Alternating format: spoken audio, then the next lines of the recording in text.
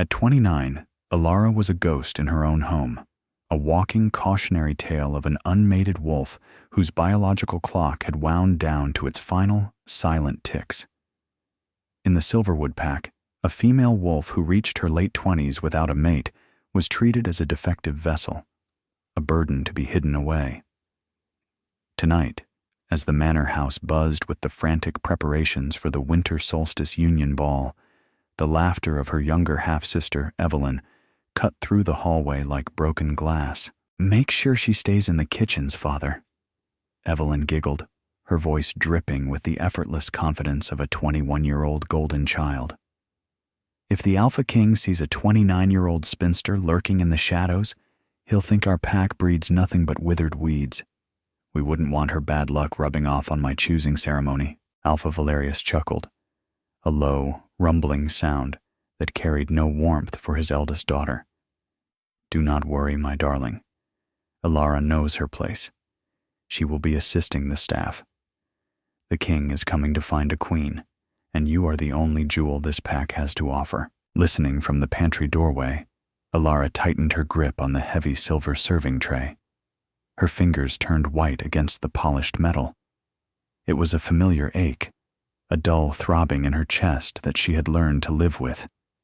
8 years ago, she had been the one who saved a wounded warrior in the neutral forests, nursing him back to life under the cover of darkness. She had given him her heart, only for her father to discover the liaison, lock her in the cellar, and present Evelyn as the mysterious savior when the warrior returned, revealed to be none other than Alaric, the newly crowned Alpha King. Since then, her father had forced her to drink a bitter, silver-laced tonic every week, telling her it was to suppress her unstable wolf. In truth, Alara suspected it was to keep her weak, ensuring she could never challenge her family's lies or escape their control. "Alara!" Her stepmother, Beatrice, sashayed into the kitchen, her silk skirts rustling. She stopped, her eyes narrowing as she took in Alara's faded gray wool dress. "Why are you standing there like a statue? The royal guard has just arrived to secure the perimeter, and they have issued a decree. Every unmated female between the ages of 18 and 30 must present themselves in the Great Hall. No exceptions." Alara blinked, surprised. "Every female? But father said—" "It doesn't matter what your father said," Beatrice hissed, leaning in close, her breath smelling of peppermint and venom. "The king's high laws override pack laws. If the royal inspectors find you hiding in the cellars, your father will face a massive fine for defying a royal mandate. You will go to the ball, Alara, but you will wear that pathetic rag. You will stand at the very back of the gallery, and you will not speak a single word. If you embarrass Evelyn, I will make sure your little foster brother, Leo, is sent to the border patrols by morning." The threat hit its mark. Leo was only 15, a sweet-natured orphan Alara had protected since her mother's passing. Sending him to the dangerous, rogue-infested northern border was a death sentence. "I understand," Alara said quietly, keeping her gaze lowered. "Good. Now go wash your face. You look like a widow." Beatrice sneered and swept out of the room. Alara walked to the small cracked mirror hanging near the wash basin. She wiped a smudge of soot from her cheek. At 29, she lacked the plump, youthful glow of the debutantes, but her bone structure was striking, and her eyes, a deep, luminous amber, held a quiet, fierce intelligence. She touched the small, faint scar on her collarbone, a remnant of the night she had dragged Alaric away from a burning wreckage. An hour later, Alara stood in the upper gallery of the grand ballroom, tucked behind a thick stone pillar. Below her, the room was a sea of glittering silk, sparkling jewels, and desperate ambition. Dozens of young women from 3 neighboring packs paraded themselves like prized livestock, all hoping to catch the eye of the Alpha King. Evelyn stood at the center of the floor, wearing a magnificent crimson gown that clung to her curves, her golden hair styled in intricate braids. She was surrounded by a circle of sycophants, all laughing and whispering. Occasionally, Evelyn would glance up at the gallery, pointing Alara out to her friends. The muffled sound of their laughter drifted upward. "Look at her," they whispered, The leftover sister. 29 and still waiting. She should just join the sisterhood of the silent. Alara pressed her back against the cold pillar, swallowing the humiliation. She didn't care about their laughter. She only cared about surviving the night and keeping Leo safe. Suddenly, the heavy oak doors of the ballroom swung open. The herald's voice boomed through the chamber, silencing the chatter. Presenting His Imperial Majesty, Alaric the Unbroken, Alpha King of the United Pax. A collective breath caught in 100 throats. Alara leaned slightly forward, her heart hammering against her ribs. Alaric strode into the room. He was magnificent, towering over the local alphas, dressed in a midnight black military uniform adorned with gold epaulets and the royal crest. His dark hair was swept back, and his jawline was sharp enough to cut glass. But it was his eyes, a piercing storm gray, that made Alara's breath hitch. They were the same eyes that had looked up at her in the dim cabin 8 years ago, wild with fever and gratitude. But as Alaric scanned the room, his gaze cold and calculating, Alara felt a chill run down her spine. The gentle, wounded warrior she had known was gone. In his place stood a ruthless king, hardened by years of war and court politics. As Alaric approached the dais, his eyes swept over the crowd, passing over Evelyn, who offered a deep, practiced curtsy. But then, his gaze drifted upward toward the gallery. For a fraction of a second, his storm-gray eyes locked onto Alara's amber ones. The air in the room seemed to turn to ice, and the silent bond between them, long buried under years of suppression and lies, trembled like a plucked string. The brief contact was broken as Alaric ascended the dais, taking his seat on the heavy carved throne. He did not look up again, but Alara's hands were shaking. She stepped back into the shadow of the pillar, her heart hammering wildly. He couldn't have recognized me, she told herself. To him, I am just a face in the crowd. He believes Evelyn is the one. Below, the formal presentations began. Each pack Alpha stepped forward to present their daughters and high-ranking females. When Alpha Valerius stepped forward, his chest swelled with pride as he gestured to Evelyn. Your Majesty, Valerius declared, his voice echoing through the silent hall. I present to you my daughter, Evelyn of the Silverwood Pack, the light of our home and a wolf of pure, untainted lineage. Evelyn glided forward, her crimson gown pooling around her feet as she performed a flawless, graceful curtsy. She raised her eyes, offering Alaric a gaze full of practiced adoration. It is the honor of my life to welcome you to our lands, Your Majesty, she purred. Alaric studied her, his expression unreadable. The honor is mine, Lady Evelyn, he replied, his deep voice carrying a gravelly undertone that sent shivers through the court. Your father speaks highly of your devotion. He tells me you possess a rare gift of healing, the very gift that saved my life during the Rogue Wars. I only did what my heart dictated, Your Majesty, Evelyn lied smoothly, lowering her eyelashes in mock modesty. I would risk my life for you 1,000 times over. Alara felt a bitter taste in her mouth. The lie was so effortless, so deeply ingrained in her family's narrative. Is that so? Alaric remarked. He stood up, descending the steps of the dais. He walked slowly around Evelyn, his predatory gaze evaluating her. A rare gift indeed. The royal archives state that the female who healed me used a specific ancient technique, a direct transfer of life force through the hands, a technique that leaves a permanent, matching silver mark on the palms of both the healer and the healed. Evelyn's smile faltered for a fraction of a second, but she quickly recovered, keeping her hands clasped tightly in front of her. Of course, Your Majesty.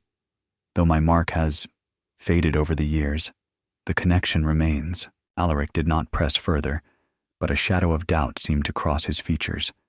He turned to the crowd. The solstice ball is a time for celebration. Let the dancing begin. The musicians began to play a lively waltz, and the tension in the room dissipated. Couples flooded the dance floor.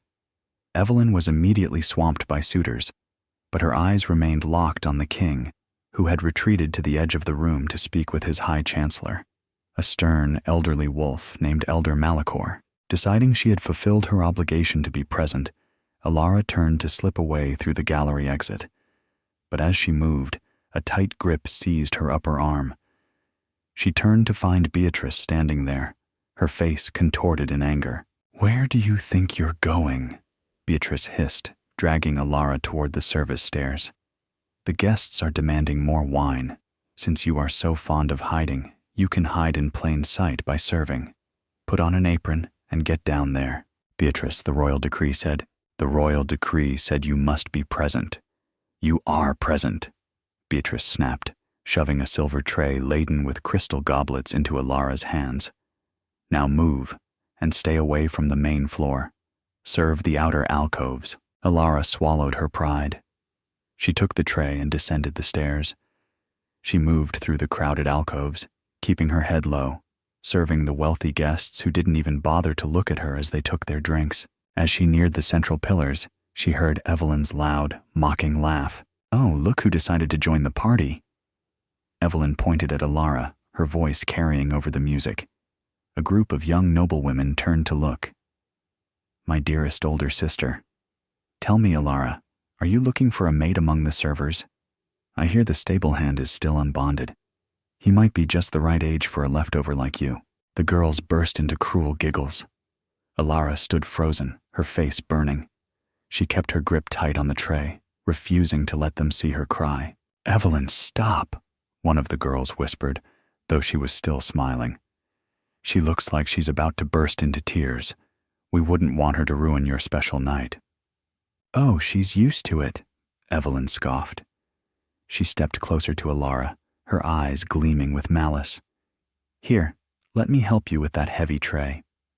With a quick, deliberate movement of her foot, Evelyn tripped Alara while simultaneously shoving the tray. The crystal goblets shattered on the polished stone floor, red wine splashing like blood across Alara's faded gray dress and Evelyn's pristine crimson gown. "Oh!" Evelyn shrieked, stepping back. "Look what you did! You clumsy, useless spinster! You ruined my dress!" The music stopped. The entire ballroom turned to look at the commotion. Alpha Valerius strode over, his face purple with rage. He raised his hand, ready to strike Alara in front of everyone. "You worthless girl!" Valerius roared. "You have embarrassed this family for the last time." Alara braced herself for the blow, closing her eyes, but the strike never came. A suffocating aura of pure, crushing alpha power flooded the room, forcing several weaker wolves to their knees. Alara opened her eyes to find a massive, black-gloved hand gripping her father's wrist in midair. Alaric stood there, his eyes burning like molten silver, his grip on Valerius's wrist tightening until the bones audibly popped. "In my presence," Alaric growled, his voice vibrating with a terrifying power that shook the very foundation of the hall. "No man strikes a female, not even an alpha." Alpha Valerius gasped, his face draining of color as he fell to his knees under the weight of Alaric's physical and alpha pressure. "Your Majesty, forgive me," he stammered, his bravado instantly evaporating. She is my daughter. She is clumsy, a troublemaker. She ruined Evelyn's gown, the gown meant for you." "I do not care about a piece of silk," Alaric said coldly, releasing Valerius's wrist with a disdainful flick. He turned his gaze to Alara, who was still kneeling on the floor amidst the shattered crystal and spilled wine. The red liquid seeped into the fabric of her gray dress, looking like a blooming wound. Her hands were cut from the broken glass, small droplets of crimson mixing with the wine. Alaric knelt down in front of her, ignoring the gasps of the crowd. A king did not kneel, but Alaric did, his storm-gray eyes scanning her face with an intensity that made Alara's breath catch. He reached out, his gloved hand gently taking her injured right hand. "Are you harmed?" he asked, his voice surprisingly soft, a stark contrast to the thunderous growl of a moment ago. I am fine, Your Majesty," Alara whispered, trying to pull her hand back. She felt a sudden, sharp panic. If he looked too closely, if he touched her bare skin, but Alaric did not let go. He slowly peeled back his leather glove, exposing his palm. Alara tried to wrench her hand away, but his grip was firm. The moment his bare palm touched her cut skin, a blinding golden light erupted from their hands. The crowd gasped. The light was warm, ancient, and undeniably royal. On Alaric's palm, an intricate glowing silver crest appeared, the symbol of the sun mark. And on Alara's palm, a matching silver crest flared to life, burning through the dirt and the suppresses of the silver tonic. The suppressed wolf inside her screamed to life, tearing through the artificial fog that had kept her dormant for a decade. Alaric stared at their joined hands, his breath ragged. He looked up at Alara, his eyes wide with a mixture of shock, realization, and a sudden, fierce anger. "It was you," he whispered, his voice trembling. 8 years ago. It was you." Evelyn stepped forward, her face pale with horror. "Your Majesty! No, that's impossible. She is unmated. She is a defect. She has no magic. The mark on her hand is a fake. A trick." Alaric stood up slowly, pulling Alara up with him. He did not let go of her hand. He turned to face the crowd, his towering figure radiating an absolute, unquestionable authority. His gaze swept over Alpha Valerius, Beatrice, and Evelyn, landing on them with the weight of a death sentence. "The sun mark does not lie," Alaric announced, his voice booming through the silent hall, carrying to every corner of the gallery. "The female who saved my life, the female whose soul is bound to mine by the ancient laws of the first Alphas, stands before me." He looked down at Alara, his expression a complex storm of guilt, possessiveness, and determination. He raised her hand, showing the glowing silver crest to the entire assembly. They laughed at the 29-year-old unmated sister, Alaric declared, his voice cutting through the stunned silence like a blade. "But tonight, the Alpha King chooses her as his queen." A collective gasp echoed through the room. Evelyn looked as if she might faint, her hands clutching her ruined dress. Beatrice took a step back, her eyes wide with terror, while Alpha Valerius stared at his eldest daughter as if seeing a ghost. Alara stood beside the king, her mind spinning. The silver tonic's suppression was shattering, her wolf stretching its limbs for the first time in years. But as she looked at Alaric, she didn't feel joy. She felt a deep, aching caution. He had chosen her, yes, but he had believed a lie for 8 years. He had allowed her family to rise in power based on that lie, while she suffered in the dark. "Your Majesty," Alara said, her voice quiet but clear, carrying a strength that surprised everyone. "The king may choose, but the choice is not yours alone to make." Alaric's eyes narrowed, a flash of surprise crossing his features. "What are you saying?" "I am saying," Alara replied, looking him dead in the eye, "that a bond forged in lies and silence is not a bond I am ready to accept." A murmur of disbelief rippled through the ballroom. No one refused the Alpha King. No one. Alaric stepped closer, his aura washing over her, but Alara did not flinch. "We will discuss this in private," he said, his voice low and dangerous. "But make no mistake, Alara. You are coming with me to the capital." The royal carriage was silent as it sped away from the Silverwood territory, heading toward the majestic stone fortress of the capital, Sunspire. Alara sat on the plush velvet seat, looking out the window at the passing dark forest. Opposite her sat Alaric, his gaze fixed on her with an intensity that made the air feel heavy. "You have been quiet since we left," Alaric observed, his deep voice breaking the silence. "I am adjusting to the sudden change in my retirement plans," Alara replied dryly, not breaking her gaze from the window. "Yesterday, I was a kitchen maid. Today, I am the captive mate of the Alpha King." "You are not a captive, Alara," Alaric said, a trace of frustration in his tone. "You are my fated mate, the true savior of my life. For 8 years, I was led to believe Evelyn was the one. Your father presented her to me, and she possessed the knowledge of what happened that night. She knew details only the savior would know." Alara finally turned her head to look at him, her amber eyes flashing. "Because she stole my diary, Your Majesty. My father forced me to write down every detail of that night, how I cleaned your wounds, what herbs I used, what you whispered in your fever. They kept me in a cellar while they sold my actions to you for political favors and land grants. And you bought it." Alaric's jaw clenched, his grip on the leather armrest tightening. "I did not buy it. I was a young king, newly crowned, fighting a civil war. I sought the woman who saved my life. I had no reason to suspect an alpha would commit such treasonous deceit against his own blood." He paused, his voice softening slightly.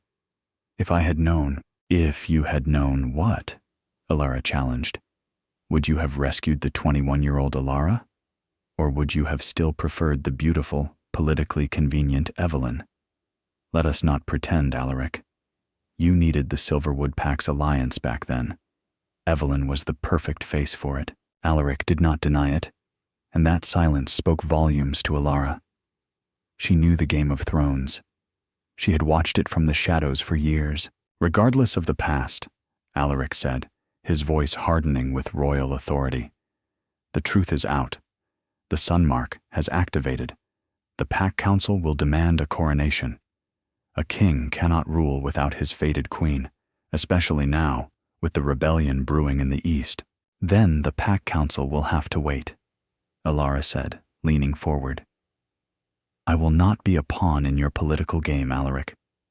I will not stand by your side and smile for the cameras while my family goes unpunished, and while you treat me as a biological necessity." Alaric's eyes narrowed. "What do you want, Alara?" "A contract," she said, her voice firm. "We will not complete the mating bond, not yet. We will enter a trial period of 6 months. During this time, I will act as your betrothed, assisting you in court. In exchange, you will grant me 3 things. Alaric raised an eyebrow, clearly unused to being dictated to. "Name them." "First, my foster brother Leo must be brought to the capital immediately and placed under royal protection. He is not to be touched by my father." "Granted," Alaric said without hesitation. "He will be given a position in the Royal Academy." "Second," Alara continued, "an independent audit of the Silverwood Pack's finances and land grants. My father built his wealth on the lie he sold you. I want that wealth stripped and returned to the people he oppressed." Alaric nodded slowly. "It is already in motion. The royal guards are securing their records as we speak." "And the third?" Alara took a deep breath. "You will not force the physical bond. No marking, no sharing of chambers until I decide, of my own free will, that you have earned it. If, after 6 months, I feel we cannot walk this path together, you will release me from the contract, grant me a royal pension, and let me live my life in peace." Alaric stared at her, a mixture of anger, admiration, and a strange primal longing warring in his chest. His wolf raged at the thought of letting her go, but the king in him recognized her strength. She was not a victim begging for scraps. She was a woman demanding her worth. "You play a dangerous game, Alara," Alaric murmured, leaning in close. His scent, ashes, cedarwood, and winter rain, washed over her, making her inner wolf whimper with a sudden, unexpected desire. "But I accept your terms. We will sign the contract tonight." He reached out, his fingers brushing a stray lock of hair from her cheek. Alara shivered but did not pull away. "But remember this," Alaric whispered, his eyes dark with promise. "I am a hunter, Alara, and I have 8 years of lost time to make up for. I will make you want this bond as much as I do." The carriage came to a halt, the iron gates of the Sunspire Palace looming ahead. As the doors opened, Alara stepped out into the crisp capital air, ready to face the vipers of the court. But as she looked up at the towering fortress, she had no idea that the darkest secrets were yet to be uncovered. The first month at the Sunspire Palace was a whirlwind of lessons, court appearances, and quiet battle. True to his word, Alaric had brought Leo to the capital. Seeing her foster brother safe and dressed in the fine blue uniform of the Royal Academy was the first real peace Alara had felt in years. But court was a battlefield of its own. The nobles of the High Council, led by Elder Malachor, looked at Alara with thinly veiled disdain. They saw her as a commoner, an old maid who had trapped the king with an ancient mark. She lacks the refinement of a queen. Alara overheard Malachor whispering to a group of lords during a state dinner. An unmated female of 29. Her fertility is questionable, and her lineage is suspicious. We need a strong alliance, not a charity case. Alara did not let their whispers break her. Instead, she spent her nights in the royal library, studying the laws, history, and treaties of the United Pacts.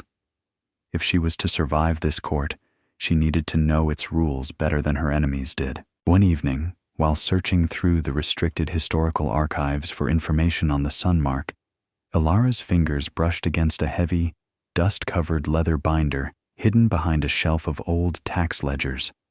It was marked with the seal of the royal executioner. Curiosity piqued. She pulled it out and opened it. The pages were yellowed, smelling of damp earth and old ink.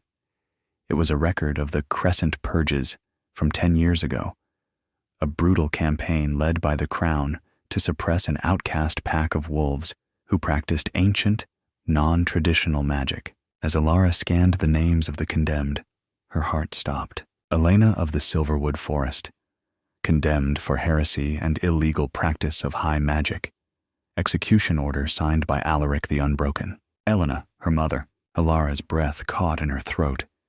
Her father had always told her that her mother had died of a sudden, wasting illness when Alara was a teenager. But here it was, in black and white.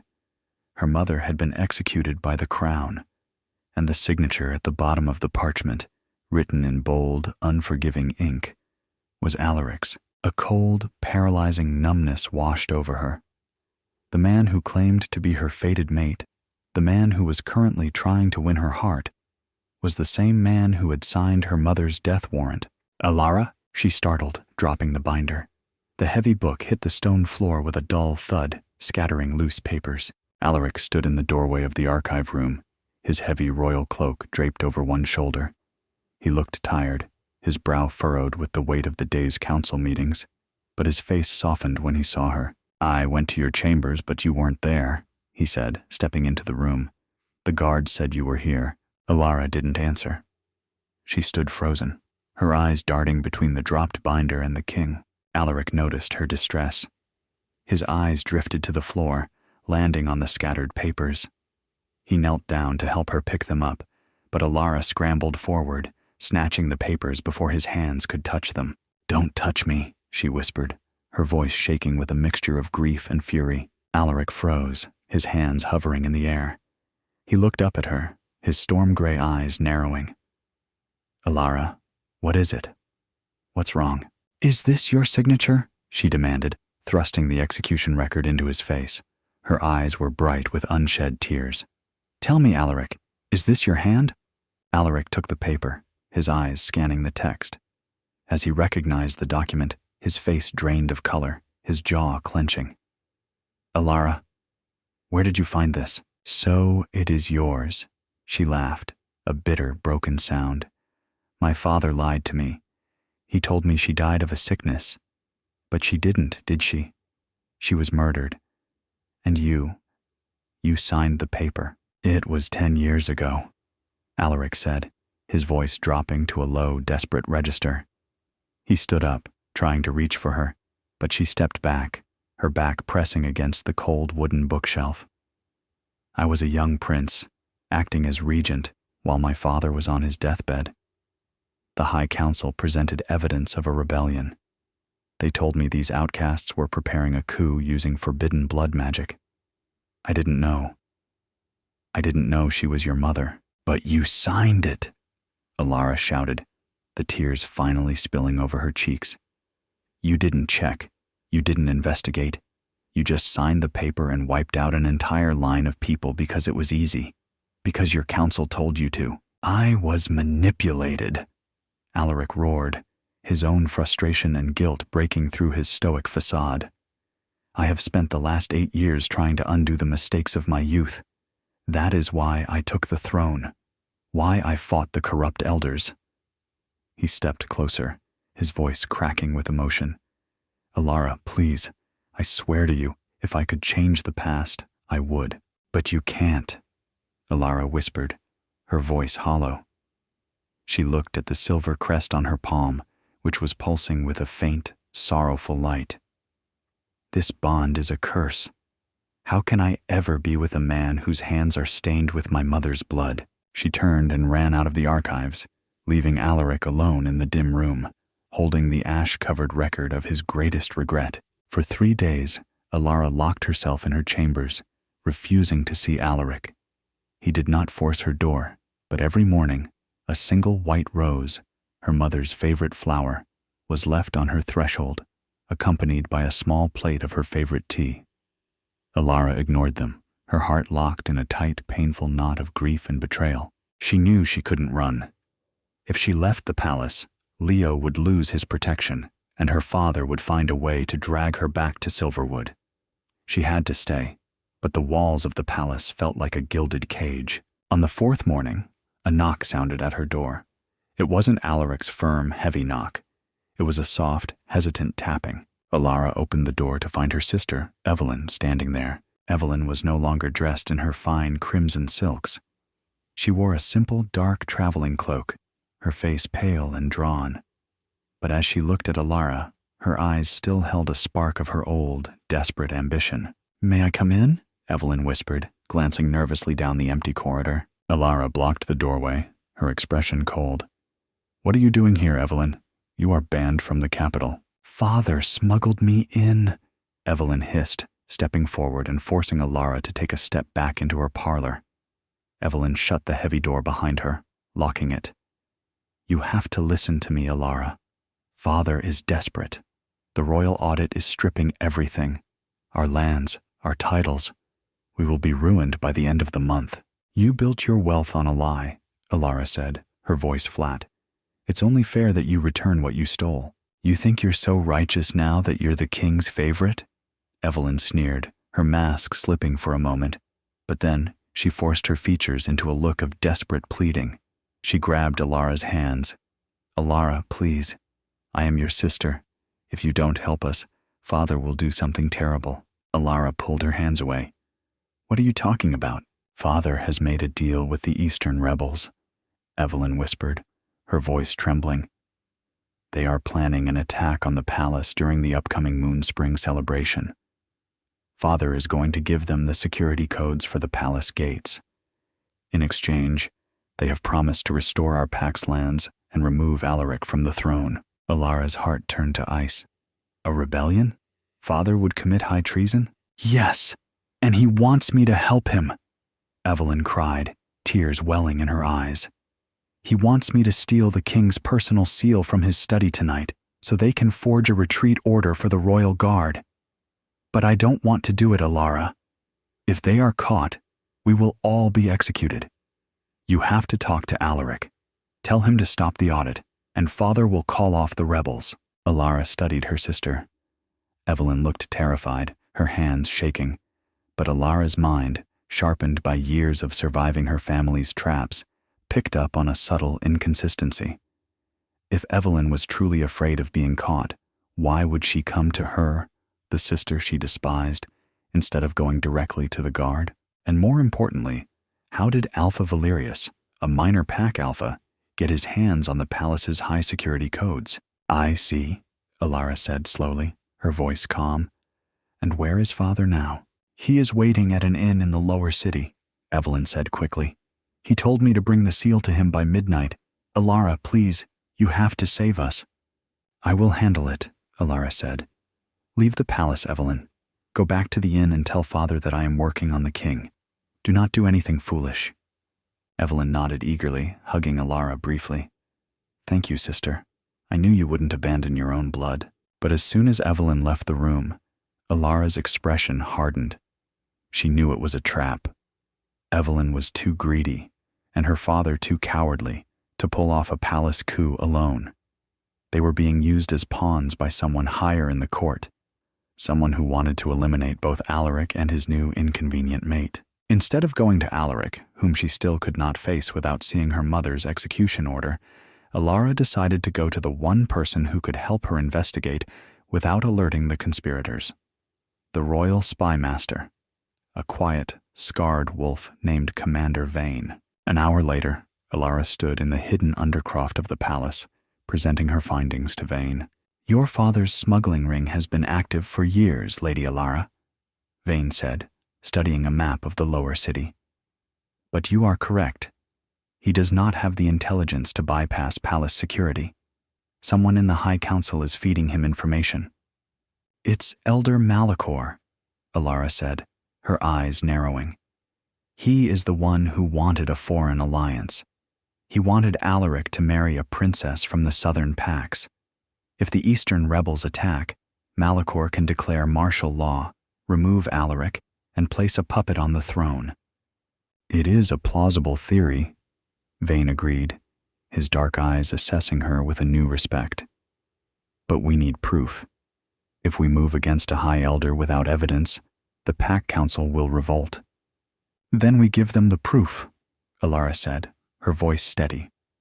"I will go to the inn tonight in Evelyn's place. I will pretend to deliver the forged seal. We will catch my father and Malachor's agents in the act." "It is too dangerous, Lady Alara," Vane protested. "The king would have my head if I allowed you to put yourself in harm's way." "The king does not need to know," Alara said coldly. "This is my family's mess, and I will be the one to clean it up." The night of the Moonspring celebration arrived. The palace gardens were transformed into a magical wonderland, lit by floating silver lanterns that cast a soft, ethereal glow over the sacred stone spring at the center of the courtyard. The court gathered in their finest silks, drinking the sweet, sparkling moon wine. Alara stood in her chambers, dressed in a midnight blue gown, her hands trembling slightly. She had spent the last 2 hours preparing with Commander Vane's men.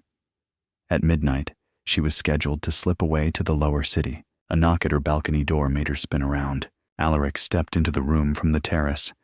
He was not wearing his royal robes. He wore his dark combat armor, his expression grim.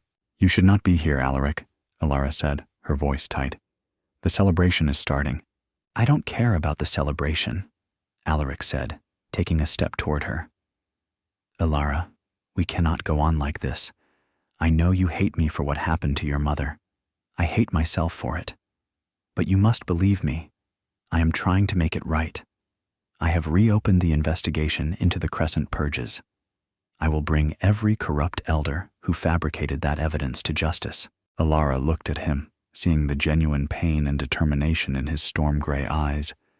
Her heart, despite her anger, softened. "Alaric, it's not just about the past. There are things happening right now, under your nose, that—" Before she could finish, a frantic knock erupted at her main door. "Your Majesty! Lady Alara!" It was Leo's voice, high and panicked. Alara rushed to open the door. Leo stood there, his face pale, his breath coming in short, ragged gasps. He was clutching his throat, his eyes wide with terror. "Leo!" Alara cried, catching him as his knees buckled. "What's wrong? What happened?" The Moonspring," Leo choked out, black veins beginning to spiderweb across his neck. I took a glass of the ceremonial water to bring to you, but I drank a sip. It burns, Alara. It burns." He collapsed into her arms, unconscious, a black, foul-smelling liquid trickling from his lips. "He's been poisoned," Alaric growled, rushing forward. He pressed his hand to Leo's chest, his alpha energy surging to stabilize the boy's heart. "This is wolfsbane extract, highly concentrated. It's a royal poison." "No, no, no," Alara cried, her hands glowing with her dormant healing magic as she pressed them to Leo's chest. The silver crest on her palm flared to life, her life force pouring into the boy, fighting the black veins. "Hang on, Leo. Please, hang on." Suddenly, the doors to her chambers were kicked open. Elder Malachor strode into the room, flanked by 6 royal guards. His face was a mask of righteous fury. "Your Majesty, step away from her," Malachor commanded, pointing a finger at Alara. "What is the meaning of this, Malachor?" Alaric roared, standing up, his aura exploding with a terrifying power. "The boy has been poisoned." "Indeed he has, Your Majesty," Malachor said coldly. and we have the proof of who did it. The royal guards just searched the kitchens. They found a vial of the same wolfsbane extract in Lady Alara's personal maid's quarters. And we found this in the garden, near the source of the moon spring. Malachor held up a small, silver-bound diary, Alara's personal journal, the one Evelyn had stolen years ago. This journal contains detailed notes on toxic herbs and ancient poisons, written in Lady Alara's own hand, Malachor declared. She poisoned the sacred moon spring, intending to assassinate you, Your Majesty, to avenge her mother's death during the purges. The boy must have drank from the vessel by mistake. "That is a lie!" Alara shouted, her hands still glowing as she desperately kept Leo's heart beating. "I didn't do this. My sister, Evelyn—" "Your sister, Evelyn, is currently in our custody, having confessed to helping you smuggle the poison into the palace." Malachor interrupted, his voice dripping with venom. "She claimed you threatened to have her family executed if she did not assist you." Alara stared at him, the trap snapping shut around her. Evelyn hadn't come to warn her about a rebellion. She had come to plant the evidence and set the stage for her frame-up. And now, with her journal in their hands and Leo poisoned, the evidence was damning. "Alaric," Alara whispered, looking up at him, her eyes pleading. "You must believe me. I did not do this." Alaric looked at her, his expression a complex storm of shock, confusion, and the heavy weight of his duty. The guards stood ready, their swords drawn. The High Elder was watching. If Alaric defended her without proof, the council would declare him unfit, and the pack would descend into civil war. "Your Majesty," Malachor pressed, his voice sharp, "the law is clear. A treasonous act against the crown must be met with immediate arrest." Alaric closed his eyes for a fraction of a second, his chest heaving. When he opened them, his storm-gray eyes were cold, reflecting the ruthless king he had to be. "Arrest her," Alaric said, his voice flat. "Lock her in the high tower until a formal trial can be held." "Alaric, no!" Alara cried as the guards stepped forward, tearing her hands away from Leo's chest. "Leo needs my healing. He will die." "I will have the royal physicians tend to the boy," Alaric said, not looking her in the eye as the guards dragged her away. "Take her." As Alara was dragged out of her chambers, her heart shattered. He had doubted her. Despite everything, when the political pressure mounted, he had chosen his throne over her. The high tower was cold, the stone walls damp with the night mist. Alara sat on the small stone bench, her hands clasped tightly in her lap. The silver crest on her palm was dim, its light nearly extinguished by the despair that threatened to consume her. She wasn't worried about her own life. She was worried about Leo. The royal physicians did not possess her healing magic. They would try to purge the poison with standard herbs, which would only accelerate the wolfsbane's effect on a 15-year-old wolf. She had to get out. "Looking for a way out, sister?" Alara looked up to find Elder Malachor standing outside her cell door. He was alone, a smug, victorious smile on his old face. "You won't get away with this, Malachor," Alara said, her voice quiet but steady. "Alaric will find the truth." "Alaric is a puppet who thinks he is a king," Malachor sneered, stepping closer to the iron bars. "By tomorrow morning, the poison in the sacred spring will have spread through the palace's water supply, weakening the royal guards. The eastern rebels will attack, and Alaric will be executed for failing to protect the capital. And you will be recorded in history as the treasonous witch who destroyed the kingdom." "Why?" Alara demanded. "What did my mother ever do to you?" "Your mother was an oracle," Malachor hissed, his eyes flashing with a dark, ancient magic. "She foresaw my rise to power. She warned the old king, but I silenced her before she could reveal my plans. I used the prince's signature to do it. And now, I will use her daughter to finish the job." He turned to leave, but Alara stood up, her eyes burning with a sudden, fierce determination. "You made one mistake, Malachor." He paused, looking back over his shoulder. "Oh? And what is that?" "You assumed my mother's magic died with her. With a sudden, powerful surge of her wolf's dormant energy, now fully unlocked by the shattering of the silver suppression, Alara thrust her hands forward. A blinding golden light erupted from her palms, shattering the iron lock of her cell door with a deafening blast of magic. Malachor was thrown backward, crashing against the stone wall. Before he could recover, Alara rushed past him, descending the spiral stairs of the tower. She didn't run for the gates. She ran toward the sacred moon spring in the center of the palace gardens. The courtyard was quiet, the guests having retreated to the safety of the main hall as the poison began to take effect. The silver lanterns flickered weakly, reflecting off the dark, bubbling black water of the spring. The poison was spreading rapidly, dark veins of wolfsbane creeping through the stone channels that fed the palace. Alara knelt by the edge of the pool. She knew what she had to do. Her mother's journals had detailed the ultimate sacrifice of an oracle, the sun cleanse. It was a technique that could purify any poison or corruption, but it required the healer to absorb the toxin into their own body, using their life force as a filter. "Alara, stop!" She turned to find Alaric rushing into the courtyard, his sword drawn. He was alone, his armor covered in soot and blood. The rebel attack had already begun in the lower city. The sound of distant horns echoed through the night. "Alaric," she said, her voice calm, a serene peace washing over her. "You came." "I knew it was Malachor," Alaric said, his breath ragged as he reached her side. "Vane's men found the proof in your father's room. I only pretended to arrest you to draw Malachor out. Alara, I am sorry. I never doubted you." "I know," she whispered, offering him a sad, beautiful smile.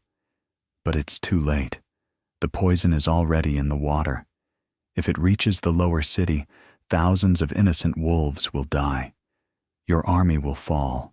"We will find an antidote," Alaric pleaded, reaching for her.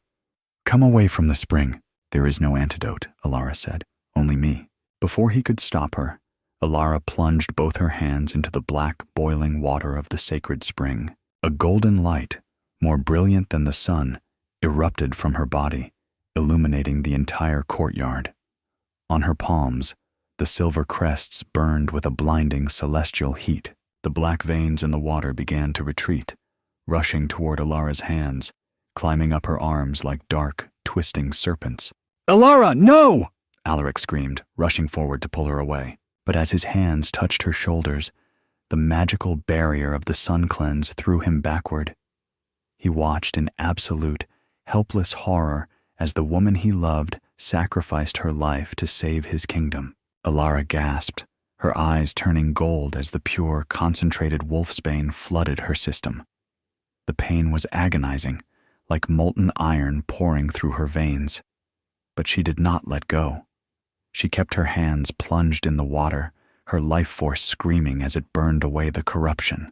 With one final, thunderous surge of magic, the water of the moon spring turned crystal clear, glowing with a soft, pure blue light. Alara collapsed backward, her body limp, her eyes closing as she fell into the dark, silent abyss of death. Alaric caught her before she hit the stone floor, pulling her limp body into his arms. "No, no, no. Alara, please," he sobbed, his voice cracking, a sound of pure, unadulterated agony that tore through the silent courtyard. He pressed his forehead against hers, his tears falling onto her pale cheeks. "Do not leave me. I just found you. Please." But Alara was cold, her breath gone, the black veins of the wolfsbane slowly creeping up her neck, threatening to claim her forever. "Your Majesty," Commander Vane said, rushing into the courtyard with a dozen guards. "The rebels have been repelled, and Elder Malachor has been captured. But the physicians, they say the boy, Leo, has miraculously recovered. The water in the palace is pure." Alaric did not hear him. He was looking down at Alara, his heart breaking into 1,000 pieces. He realized, with a sudden, absolute clarity, that his throne, his crown, his kingdom, none of it meant anything without her. He looked at the glowing silver crest on his own palm. The sun mark, a direct transfer of life force. "Vane," Alaric said, his voice dropping to a low, deathly quiet register. "Get back." "Your Majesty?" "Get back!" Alaric roared, his aura exploding in a desperate golden wave that forced the guards to retreat. Alaric took Alara's cold hand, pressing his palm flat against hers. He closed his eyes, focusing all of his alpha energy, his royal core, his very soul into the connection. He did not try to heal her. He offered his own life force to replace what she had lost. "Take it," Alaric whispered into the darkness, his voice a desperate prayer. "Take all of it, Alara. My life for yours." A golden, blinding light erupted from their joined hands once more, but this time it was accompanied by a soft, warm breeze that smelled of winter rain and cedarwood. The light wrapped around them, a protective cocoon of pure, unadulterated fated mate magic. For a long, agonizing minute, nothing happened. Alaric felt his own strength draining, his vision blurring as he pushed himself to the very brink of death. And then a soft gasp broke the silence. Alara's eyes fluttered open, her amber gaze meeting his weary, storm-gray one. The black veins on her skin vanished, replaced by a healthy, warm glow. Her chest rose and fell with a deep, shuddering breath. "Alaric," she whispered, her voice weak but alive. Alaric let out a broken laugh, collapsing beside her, his hand still tightly clasped in hers. "You're alive," he breathed, a single tear of joy escaping his eye. "You're alive, Alara." 2 weeks later, the grand hall of the Sunspire Palace was filled once more, but the atmosphere was vastly different. The corrupt elders of the High Council had been stripped of their titles and banished, with Elder Malachor awaiting trial in the deepest dungeons. Alpha Valerius and Beatrice had been stripped of their wealth and exiled to the far borders, while Evelyn was sentenced to a lifetime of community service in the outer packs, her greed finally cured by the harsh reality of her choices. Alara stood at the top of the dais, dressed in a magnificent gown of gold and white silk, her hair styled in simple, elegant waves. Beside her stood Alaric, his midnight black uniform replaced by a royal coat of pure white, his eyes fixed on her with an adoration that was plain for all to see. Leo stood in the front row, healthy and smiling, his eyes bright with pride for his foster sister. Alaric took Alara's hand, presenting her to the assembled nobles and commoners who had gathered from all across the kingdom to witness the coronation. "My people," Alaric's voice boomed, carrying a warmth and strength that had been missing for years. "Today, we do not just crown a queen, we honor the savior of our kingdom, the woman who taught me that a true ruler does not lead with fear, but with sacrifice and love." He turned to Alara, kneeling down in front of her in front of the entire assembly. He took her hand, kissing the silver crest on her palm. "Alara," Alaric whispered, his storm-gray eyes full of a deep, eternal devotion. "Will you do me the honor of standing by my side, not as a captive, not as a political necessity, but as my fated queen?" Alara looked down at the king who had knelt for her, the man who had sacrificed his own life force to save hers, earning her forgiveness not through words, but through action. She felt her inner wolf howl with a deep, profound joy. "Yes, Alaric," Alara said, her voice carrying through the silent hall. "I will." As Alaric stood and placed the golden crown upon her head, the crowd erupted into a deafening cheer that shook the very foundations of the palace. They had laughed at the 29-year-old unmated sister, but today she stood as the most powerful and beloved queen the United Pax had ever known. This story is a powerful reminder that our worth is never defined by the timeline others set for us, nor by the labels of leftover or unwanted that society might try to place upon our shoulders. Alara's journey from a forgotten kitchen maid to a powerful, selfless queen shows us that resilience, intelligence, and the courage to demand our true worth can rewrite even the darkest of fates. Her story is one of reclaiming power, uncovering hidden truths, and finding a love that is earned through sacrifice and mutual respect, rather than forced by destiny alone. If Alara's strength and Alaric's path to redemption touched your heart, please take a moment to like this story, leave a comment sharing your favorite chapter, share it with your fellow romance lovers, and subscribe for more captivating, high-stakes fantasy romance tales. Your support keeps these stories alive. In writing this story, my primary goal was to subvert the typical rejected mate tropes by focusing heavily on character agency and pacing. Alara is not a passive protagonist. Her choices, demanding a contract, investigating the treason herself, and ultimately choosing to sacrifice her life to save the kingdom, are what drive the entire plot forward. She doesn't forgive Alaric instantly just because of the mating bond. He has to earn her trust by actively confronting his past mistakes, dismantling the corrupt systems he helped create, and putting his own life on the line to save hers. The emotional lesson here is that love and destiny are not enough to build a partnership. Trust, accountability, and the courage to grow together are the true foundations of any bond. I hope you enjoyed this cinematic journey through the world of the Sunmark.